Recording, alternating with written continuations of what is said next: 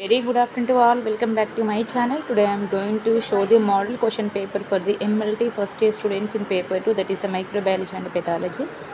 Okay, let me see the one by one. So write the contribution of Joseph Lister.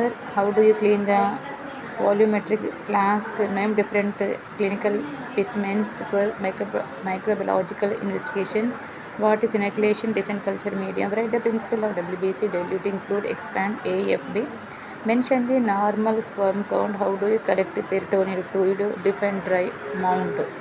Next section B questions. Draw the neat diagram of compound microscope and mention the various parts of it. Explain detail about hot air oven. Describe the morphological classification of bacteria.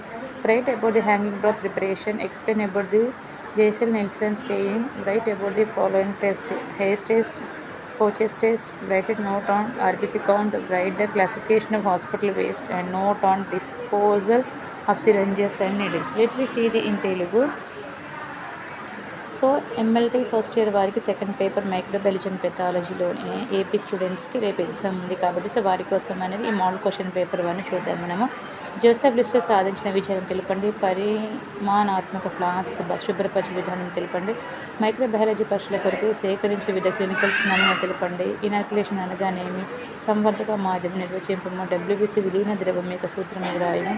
ఏఎఫ్ని విశదీకరించి సాధారణంగా ఉండే వివిధ కణాల సంఖ్యను తెలపండి.